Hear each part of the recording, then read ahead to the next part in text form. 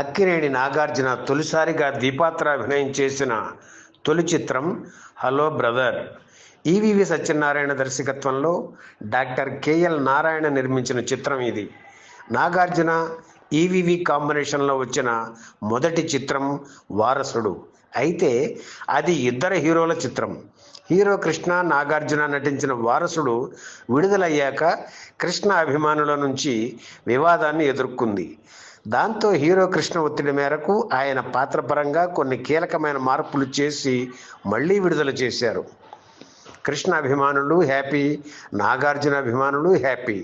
దాంతో వారసుడు చిత్రం హిట్ అయింది. సోలో హీరోగా నాగార్జునకు సూపర్ హిట్ అందించాలనే తపనతో పూర్తి వినోద భరిత ఇతివృత్తాన్ని ఎన్నుకొని హలో బ్రదర్ చిత్రాన్ని తీశారు. అప్పటి వరకు నాగార్జున పూర్తి స్థాయిలో కామెడీ పాత్ర పోషించకపోవడంతో ఆ యాంగిల్లో సినిమా తీయాలని నాగార్జునతో ఆలోచించి రచయితలు ఎల్బి శ్రీరామ్, రమణతో కథా చర్చలు జరిపి కథ ఫైనల్ చేశారు. మాటలు ఎల్బి శ్రీరామ్ రాశారు. నాగార్జునకి కథ వినిపిస్తే దేవా క్యారెక్టర్ నచ్చి ఓకే చేశారు. ఇందులో ఆయన చిన్న సైజు దొంగగా, పాప్ సింగర్గా నటించారు. కొన్ని సన్నివేశాల్లో ఈ రెండు పాత్రలు ఒకే పాత్రలో కనిపించి సందడి చేస్తాయి. అటువంటి సన్నివేశాల్లో నాగార్జునకు డూపుగా నటించింది ఎవరో తెలుసా? నటుడు శ్రీకాంత్. హీరోయిన్లుగా రమ్యకృష్ణ, సౌందర్యలను ఎంపిక చేశారు. అప్పటి వరకు చిన్న హీరోల సరసన నటించిన సౌందర్యకు ఓ పెద్ద హీరోతో నటించే అవకాశం రావడం అదే మొదలు. తమిళ నటుడు నెపోలియన్, బ్రహ్మానందం, కోట, మల్లికార్జునరావు, శ్రీహరి, గిరిబాబు, బాబు మోహన్, అన్నపూర్ణ తదితరులు ఇతర పాత్రలు పోషించారు. ప్రియ రాగాలే పాటను నాగార్జున, సౌందర్యలపై చిత్రీకరించడంతో హలో బ్రదర్ షూటింగ్ మొదలైంది. హైదరాబాద్, చెన్నై, ఊటీ, బ్యాంకాకులలో చిత్ర నిర్మాణం జరిగింది. 2.5 కోట్ల రూపాయల బడ్జెట్తో సినిమా తయారైంది. ఈ సినిమాకు టైటిల్ ఏం పెట్టాలనే విషయం మీద చాలా చర్చ జరిగింది. ఇద్దరు బ్రదర్స్ అనుకుని చివరికి హలో బ్రదర్ టైటిల్ ఫిక్స్ చేశారు. డబుల్ రోల్, డబుల్ వినోదంతో 1994 ఏప్రిల్ 20న విడుదలైన హలో బ్రదర్ ప్రేక్షకుల్ని ఎంతగానో మెప్పించింది.